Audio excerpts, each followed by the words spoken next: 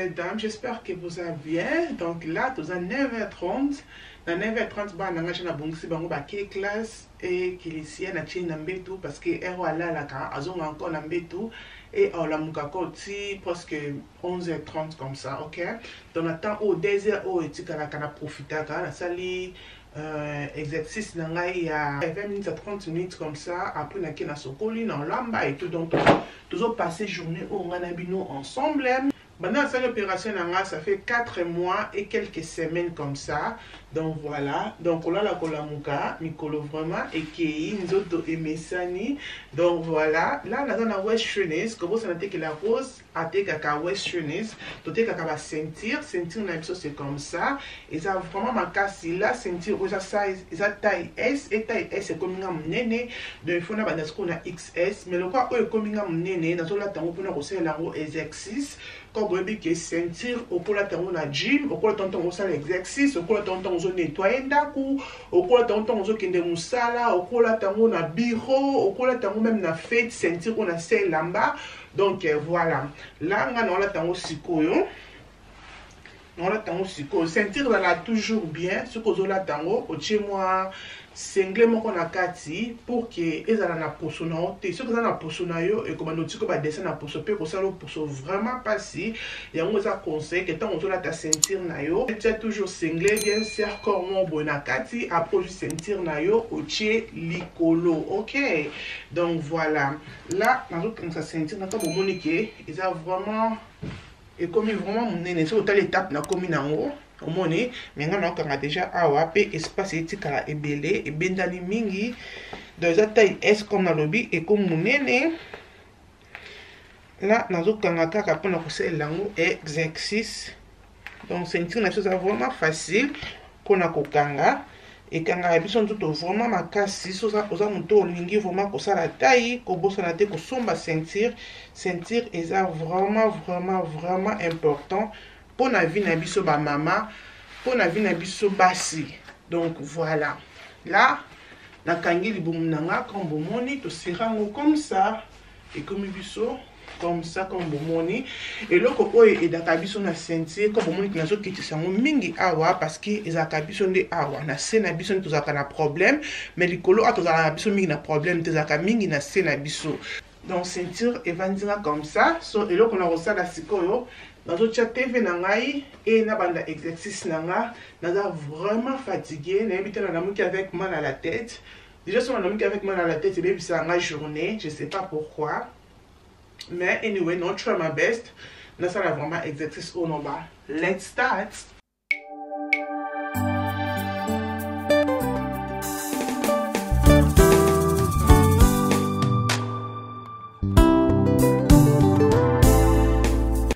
On a travaillé ma peka, ma boko et on a travaillé bassin, ma colo. Donc, naza awa nyoso.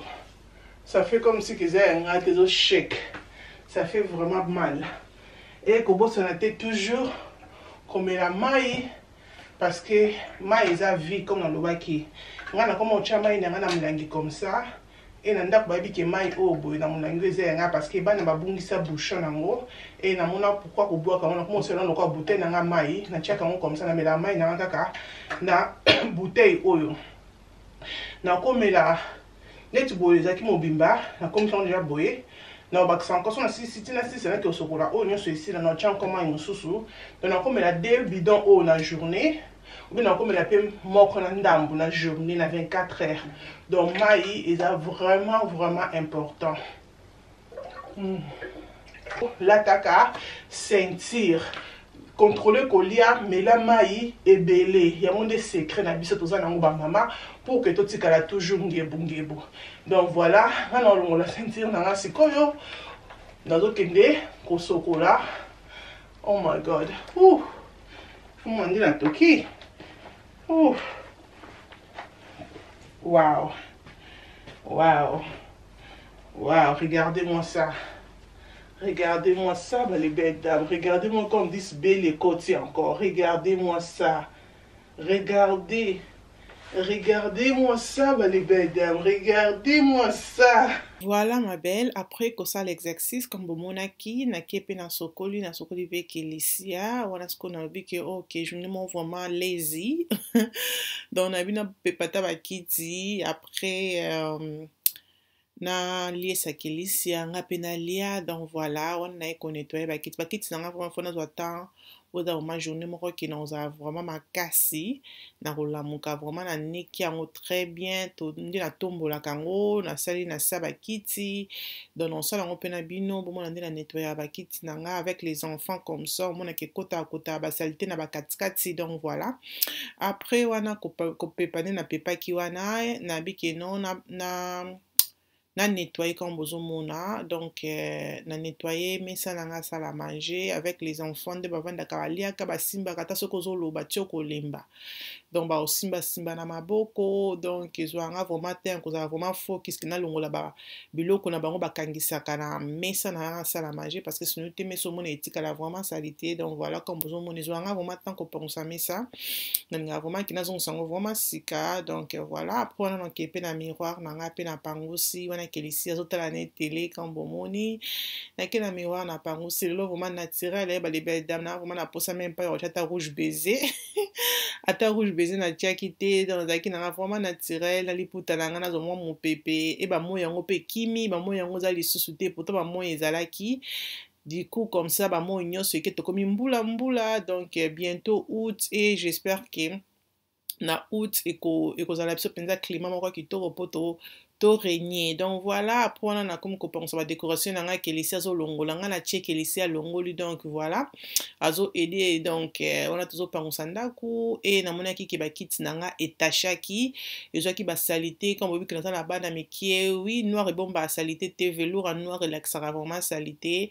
nakolakisa bino mpe ndenge nakoma kopangusa bakiti na nga mais wana nazwi kaka mai na elamba moko ya propre natie mai natie yango mwa savon e nakoya kopangusa yango seulement comme ça naosala yango mpe makasi te mpe maboko yango mpe banda baopération maboko ekoma mpasi mpona kosala makasi anyway wana nabongisi ndako comme bomoni ekomi kaka même présentable ya moto akoya na ozala na soni ta kokotisa motu parce que poussière nyonso tolongoli e wana nakoti sikoyo na cuisine ka boyebi ke il faut tolia totonga nzoto donc na cuisine lelo naosala oyo ezali soso na nga nazosala ezali soso makasi ya wilki comme bomoni wana e soso na nga na kokata yango na bino nga nalinga mingi so nazokata soso parti nyonso ya soso na nga ezalaka na poso mpo nga nalingaka poso mingi nayebi te na ndako soki olingaka poso ya soso mais soso vraiment ndenge nakola bayebisaka nga toujours ke ntango ozokata soso na yo faut ezala serke parti na yo nyonso ya soso ezala na poso ya soso donc voilà naolakisa ndenge nakataka soso na nga oza soso normal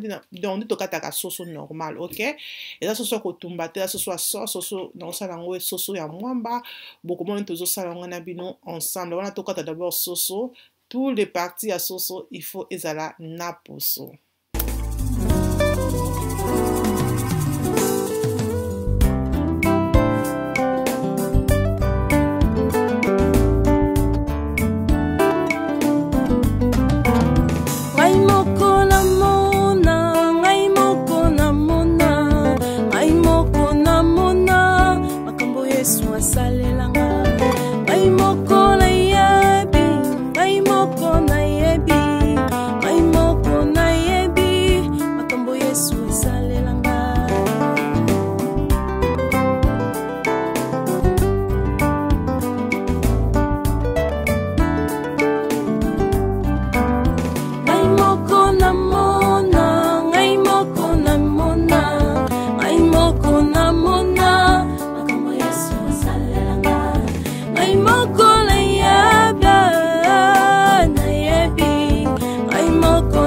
ke comme bomoni na nettoyer vraiment soso na ngai et bomoni ke ba partie na biso nyonso ke ezali na poso soso ezaka vraiment important soki ozokata soso na yo ba partie na nyonso ya soso ezala na poso nango ok donc voilà après on nakoya kokata matungulu et nakoya kotia o ezali tangawis na ai na biso ya fraîche ezaka vraiment important kotia biloko ya fraîche parce que ça la biloko na biso kitoko misuni surtout na misuni et ça la kango vraiment kitoko donc voilà wana na râpé tangawis na râpé aïe na tchepe muscade comme vous avez muscade na muscade ya mbuma donc na rapango et na koya kocha oza persil le on a feuille d'oreiller na tche persil donc voilà et na koya kocha ezali white pepper comme bomoni wana donc lokwa poulet na ngeza poulet makasi nazo matisango na moto na kocha ngo te ke mai ya pamba te donc comme bomoni loka vert na tche nzete na nga ya céleri et na tche pe ezali paprika après na koya kocha onga ya poulet donc bouillon soso na ngo kosala nga ngami soso soso na la bouillon ya soso donc voilà on a tche bouillon na nga ya soso ya onga nyonso pour que ekotisa nga vraiment gouti na kati mais le la bouillon ezalaka vraiment na mungwa te na koya kobakisa ezali ki manger ok donc na tche mbuma na nga ki manger soko ngo tche pe mungo tche mungwa donc ngana na tche mungwa te na tiki no comme ça et na kocha mai na nga ya moto déjà ekete pona matia suko poulet na ngai na moto po poulet na nga il faut elemba comme bobi kiza soso makasi ezali soso ya petete biso toza ba problème à minu comme ça to kwa kolia ba soso makasi te donc voilà donc soso makasi il faut que soso na ngai elemba après na ko nettoyer nzungu na nga likolo pour que na fini kango après na ko matisango na réchaud pour na tikango vraiment ta pona 1 heure du temps soso na ngai elemba wana na okeko sala musala mususu na petit tour comme ça na salon. Chrisia, why did you do that? Huh? Look at you, go and put it in the kitchen. Look at that, place out changope. Donc la bongi sinda kunangai na na lié ku tout comme dit combien ni 12h10 yo zo baby c'est la nganda ko ziba bol nyo so bimisi. Are you trying to be naughty? Are you trying to be naughty to mommy? That's he said. Oh, come on, Kelicia. Donc, on a dans cuisine, on a ta sauce, Kelicia dit ici ma bol. Regardez-moi ça. À boire quand on a assez. Allez dans la cuisine. À boire quand on a assez. Salita moi aussi. Kelicia tu es salité toi. Pick it up. Pick up.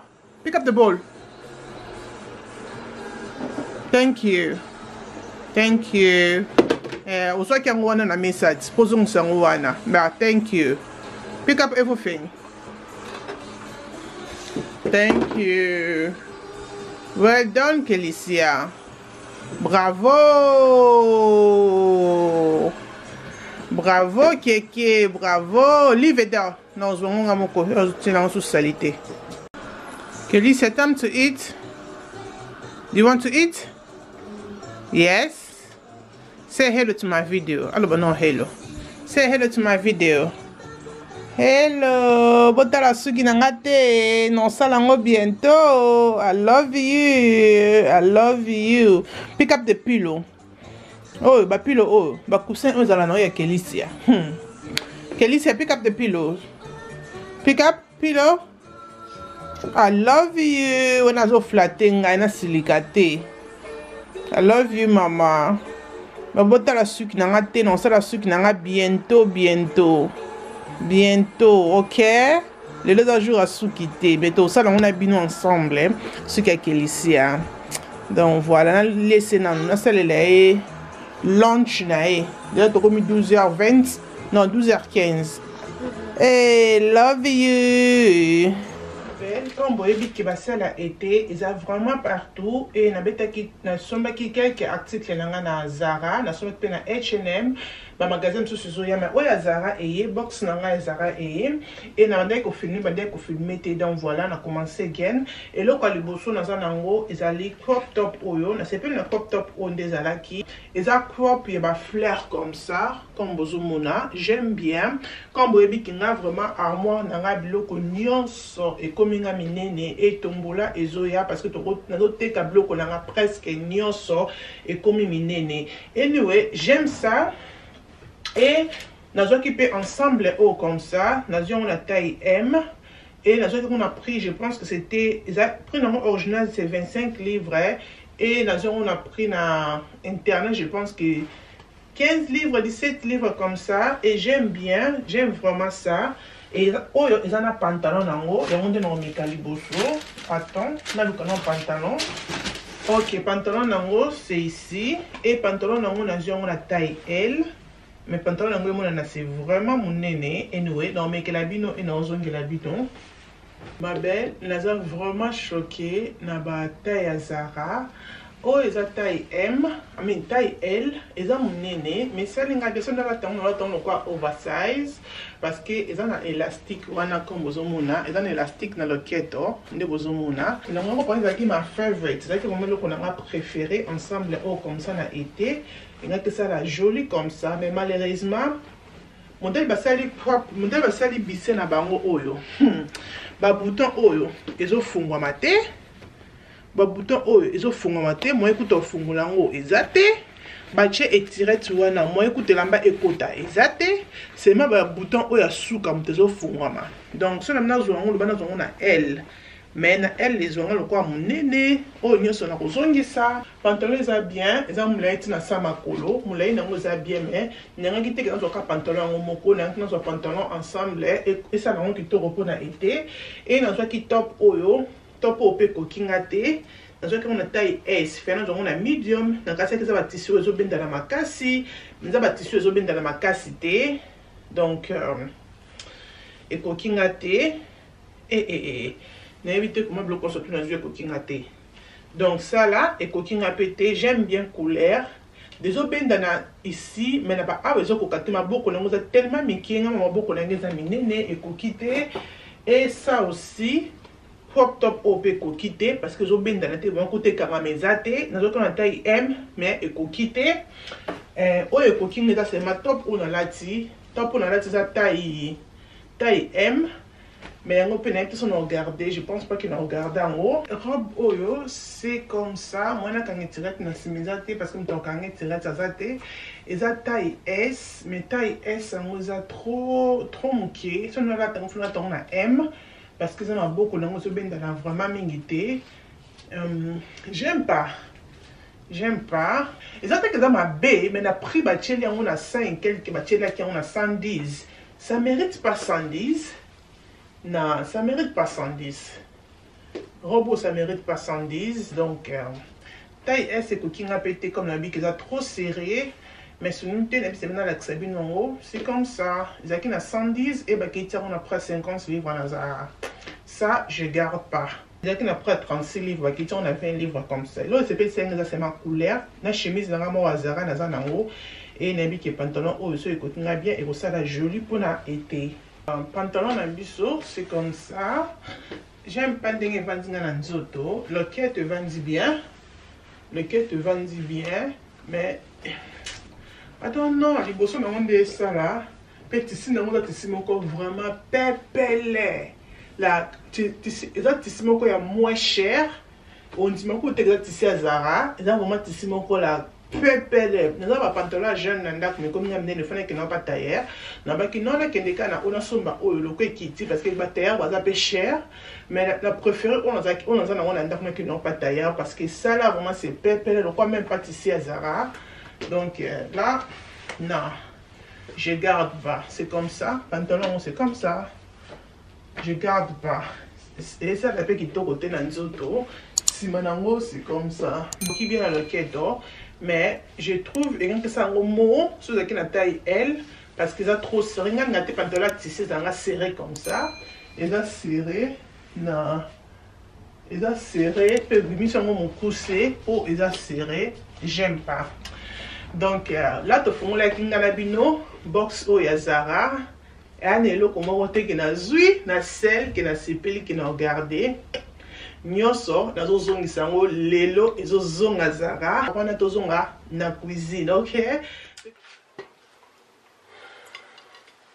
donc wana soso nanga elembi mai nyoso pe ekiti donc voilà là et comme pour un kalinga soso naza vraiment déçu na commande nanga oyo na sali na Zara et là na kolongola na kocha kikalungu nanga pona okalingela soso et na ocha mafuta soko lingi ke ozela mafuta nezwa moto et na problème te mais nga na ocha parce que tellement que na zika trop na koma cassé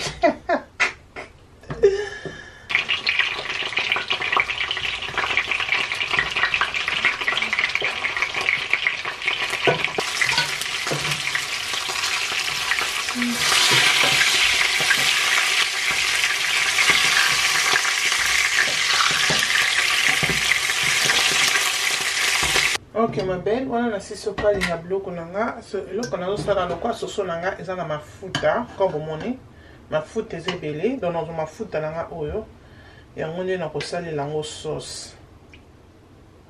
Yeah. Yes, là c'est bon. So et là qu'on a pour ça là. Non, on a mafuta nanga ndambo parce que eza mafuta ebele comme on a vu que ça sauce mwamba, non on a mafuta ndambo. Et quantité au boy etikalinga c'est bon et on donne encore conseil la sauce nangai na kati matungulu nanga kati matungulu na matungulu la rouge té donc on conseille la matungulu ya pembe mais j'aime bien on se conseille la matungulu la rouge souvent matungulu la rouge on va conseiller la matungulu la rouge et na kocha o eza ndembi nange uti na congélateur donc pour kata nga ndembi mbala moko tia na congélateur kuna ezalanga facile misala ekomi ebele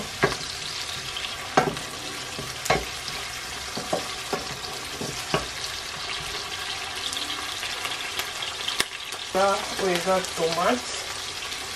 tomate nanga ya linzanza me ya mbuma nde na kotia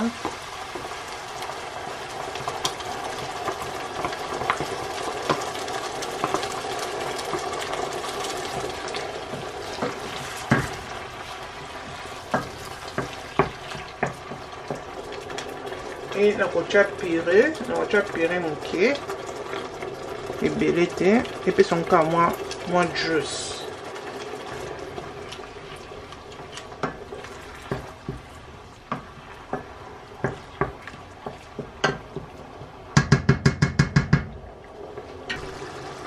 Donc on a tiré mix paper ya jaune na ya rouge mélangé na nika ki on a tiré on a sauce na tomate et na bakisimo mai et na tika sauce na vraiment et kalingama pour bobi ki tomate purée azaka vraiment na mwangai il faut vraiment ngai na et sila. Donc wana comme na bande koloba na bité caméra na ngoko vraiment ko beba naza na mushroom yebu na pembe oza ya fresh et naza pe na oezaki ya linzanza donc non 500 so mi balé na cha linzanza pe na cha oya fresh mais so linga linzanza to ko chanoka ya fresh mais le quoi ya fresh nazaki na ka moko e ko konda c'est ça que no bakisana ya linzanza pour linga mama yebu monana donc voilà. Donc après naza pe na oezali peanut butter na ngai comme bozomona comme ça nde na ke kocha na biloko na nga to ko tala d'abord soki tomate na biso ebele. Donc wana tozungi na moto tomate na nga vraiment ekalingami bien mais ça on a mai na kozela mai nyonso ekita ebanda kokalingama parce que bozomona ça on a mai donc mai nyonso na bakisaka mwa mai mpona ngai nyonso efo esila. Voilà. Donc wana na che o ezali sauce nanga tomate et na che pe mushroom ayebu nangai ona dakisaki bino après siko to comme na place ya kotia o ezali mwamba ya ngonde nazotia puis na bata nanga na chia pe na bata belete. Donc voilà caméra nanga vraiment elingi même pas que na filmer bino parce que ba vidéo bele quantité et na ko bakisa mbuma nanga cube moko pona le kwato bakisi mwa mai esala ngo mwa goût. Donc voilà na kotika nzungu nanga sikoyo etoka comme na lobi ke na tie moto na 4 parce que le kwa na tie nguba na ngi teke ezika. Voilà ma belle, après quelques minutes, na ekotana encore nzungu nanga comme obi keza nzungu wa mwamba donc mwamba azika ka vraiment mingi donc so tie na moto makasi okomona ki aziki donc wana na tie na moto mo pour vraiment ya se pour que mwamba nanga abela abima mombesu te comme bozomona vraiment que sauce nanga ezotoka kitoko eza vraiment na moto ase na moto makasi te donc voilà wana na tiki biloko nanga vraiment ebela après quelques temps biloko nanga ebela ki na leki biloko nanga na epina et na salaki pe makiemba loso donc naliaki vraiment très bien et likolo na on a tiaki moi vert verre na ngai ya vin mpona ninga vraiment kolia mingi na vin namona efungola appétit esala biloko kitoko makasi. Donc voilà, bopesa nga bon appétit. Donc eloko natie awa eza seulement maki na milk et caméra na ngai kataki là nakomélange yango très bien. Après nakotia oyo ezali beurre na nga, donc nakomisi yango comme huile et nakomélange aussi. Et nakoya kotia siko oyo ezali vanilla. Donc vanilla nanga ezalaki molangi mobimba te, ezalaki katikati ya molangi et na mélanger encore. Nakotia oyo ezali baking powder. Donc baking powder yango nde nakotia luta moke moko. Voilà, comme ça là. Et nakotia pe oyo eza mungwa. Voilà, totia mungwa. Il faut mélanger. Et on contient sucre.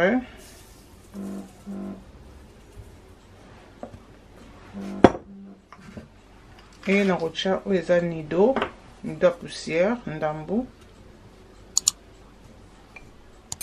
C'est bon. On va mélanger.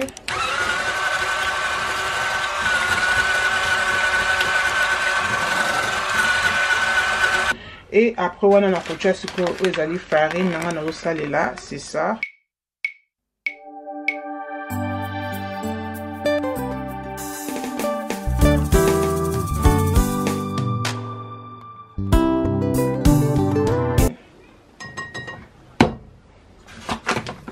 Ok ma belle, après quelques temps, ce qu'on a que ça la gofre na ngai eloko na kosala na machine na nga gofre na kopakola yango oyo ezali bata na pakoli yango beurre comme bomoni. Après nakoya kotia pâte na biso bomoni pake pâte na ngai ebimi vraiment smooth, donc vraiment kitoko eza na mbuma te. Et naye kotia pâte na ngai après wana farine na nga comme bomoni na machine et nakokanga na kopesa yango temps elama parce que bana babanda vraiment kozela kobosana te soki video oyo esepelisi yo kozala abonné ko aimer ko partager et que ça la bien makasi. Nzamba lola azala na biso, nzamba lola aboma biso tokutani mukolo mususu tina te ekomi na tina. Bye.